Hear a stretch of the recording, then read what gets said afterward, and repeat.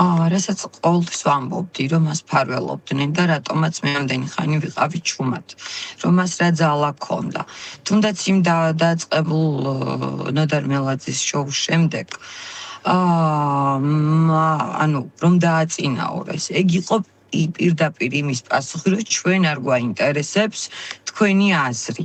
მე ესე მივიღე ეს მათი დაწინაურება, იმიტომ რომ როდესაც ადამიანს შემაკავებელი ჰქონდა, ერთი თვე შემაკავებლით იმუშავა, წინა შემაკავებელს გულისხმობ.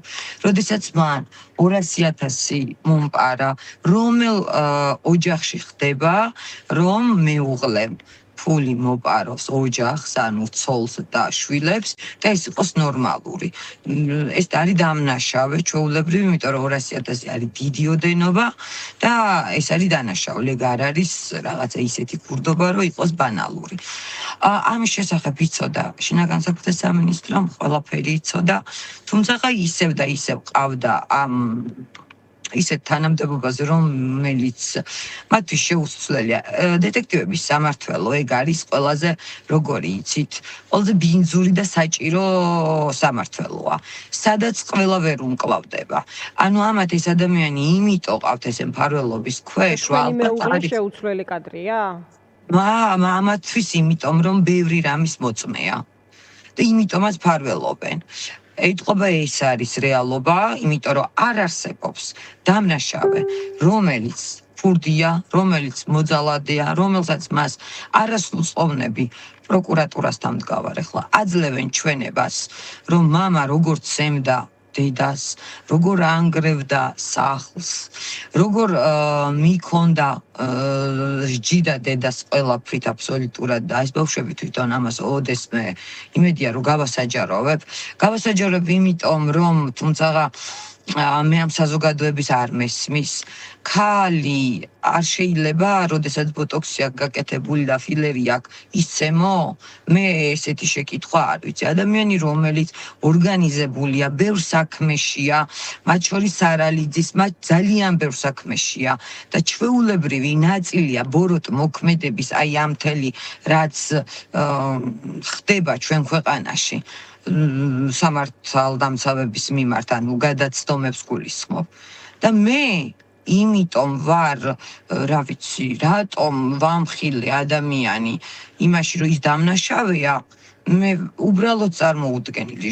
პირდაპირ შოკი მაქვს ხალხის საზოგადოების, იმიტომ რომ მე რატომ, როგორ უნდა მცემოს დეტექტივების სამმართველოს უფროსმა, მას ნაცემი ყავს ნახევარი თბილისი, ვინც დაკავებული ყავს და ვინც მაგის კაბინეტში არის შესული, ყველა ძალიან კარგად დამეთანხმება, როგორ ცემს იგი ხალხს და რასასტიკად უსწორდება და მე რომელი ის ვნახეს ახლა ამათმა, რომ მე რაღაცა წინააღმდეგობა გამეცია და მე მას როგორ უნდა დავაბრალო მე რამე მას, როდესაც ადამიანი ფაქტები აქვს სახეზე, რომ მოპარულია თანხა, ფაქტები ასახეზე ბავშვების ჩვენებები და ძალიან ბევრი მოწმის ჩვენებები და კიდე ვიდეო მასალები და მტკიცებულებები 112-ში შესული ზარები რომ წამართვა ტელეფონი და ვკივი ვარ 112-ს ვეუბნები მიშველეთ ტელეფონს მართმევენ ეს ყველაფერი საქმეშია როგორ შეიძლება არ გაქვთ ხომ დაზარალებული სტატუსი არ მაქვს, მაგრამ ველოდები, დიახ.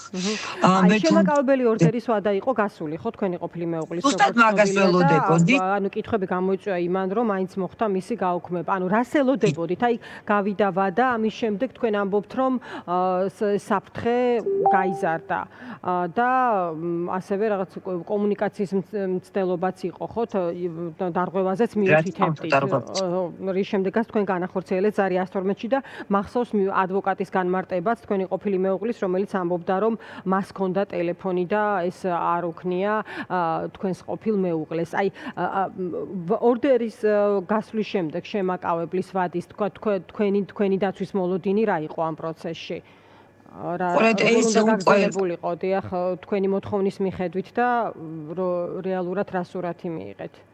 დიახ, იცით რა იყო, რომ როდესაც ეს დაირღვა შემაკავებელი და ამაზე უპირობოდ უკვე 3 წელი პატიმრობაა, როდესაც შემაკავებელი ირღვევა და მან რო უკვე ალიბად მოვიდა გვაზავა მისი ადვოკატი.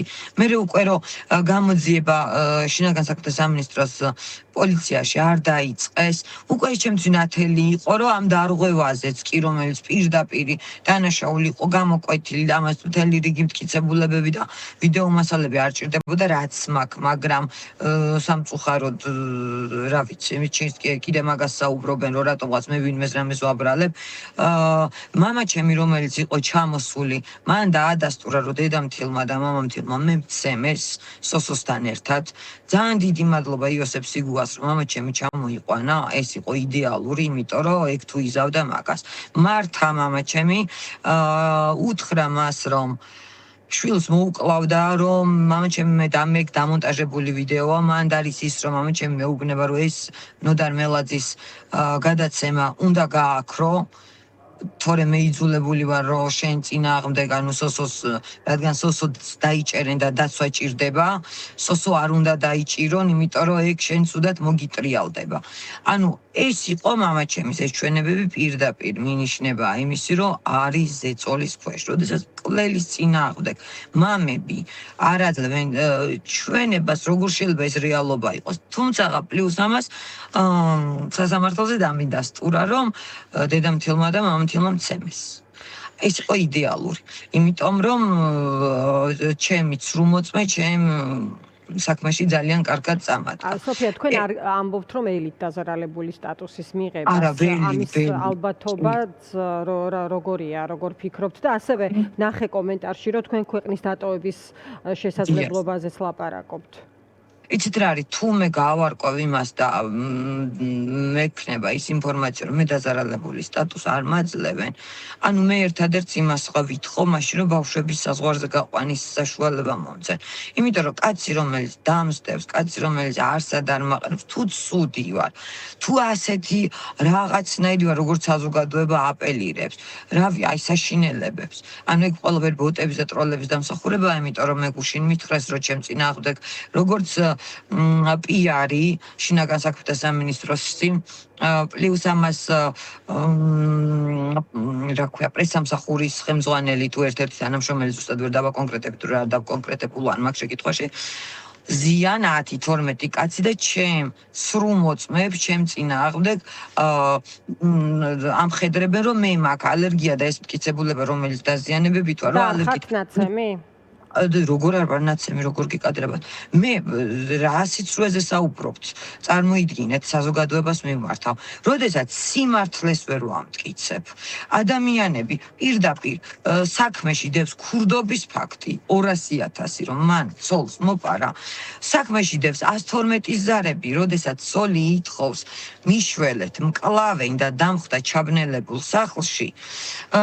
საქმეში დევს ჩემი პატარა შვილების მოწმეობა, სადაც აღწერენ როგორ მცემს და ბებო როგორ აფარებს ყურებზე ხელს და აი ეს ყველაფერი საქმეშია. როგორ შეიძლება საზოგადოება ამ ყველაფერს იბდეს იმ ხალხისგან, რომელიც ამ დანაშაულის დაფარვაში არიან იდეალურები.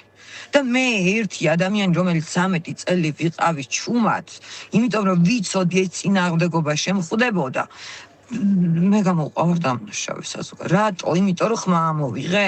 რატო? იმიტომ რომ ტუჩი მაგამ რა შუაშია ტუჩებ გაბერილებს ვერ ცემენ? რა პასუხია ხალხო საზოგადოება? აი პირდაპირ ბოდიში მოვითხოვ, მაგრამ იცით რამდენი ქალი იჩაგრება ამით, აი თქვენი ეგეთი მოსაზრებით? ყველას იმდენი ძალა არა აქვს, როგორც მე გამოვარდი გარეთ. 13 წელი დამჭირდა ამისთვის, რომ გარეთ გამოსულიყავი და თქვენთვის დახმარება მეთხოვა და ამ დროს რა გამოვიდა, რომ ის ქალები, რომელსაც ის უნარები არ აქვს დაუშვათ, როგორც მე ესე შემიძლია და გეხვეწოთ და გემუდაროთ, ანუ ყველას ჩაგრავთ მაგით? დიდი მადლობა სოფია, მე გისურვებთ რომ იყოთ უსაფრთხოდ და გქონდეთ თქვენი შვილების ნორმალურ გარემოში აღზრდის მაგაში დიდი ეჭვი მაქვს, როდესაც ადამიანს აფხელა ქარველობა აქვს მინისტრის მოადგილისგან და ამას არ ფარავენ და კონსილიუმს სვამენ და მთელი შინაგან საქმეთა სამინისტრო ჩემ მეგობრებს იბარებენ, რატო აქვთ ჩემთან ურთიერთობა, მთელი რიგი უბედურება ტრიალებს ჩემთან. დიდი მადლობა სოფია. დაგემშვიდობებით, სოფია სიგუა საუბრობდა დღის ამბების პირდაპირ ეთერში.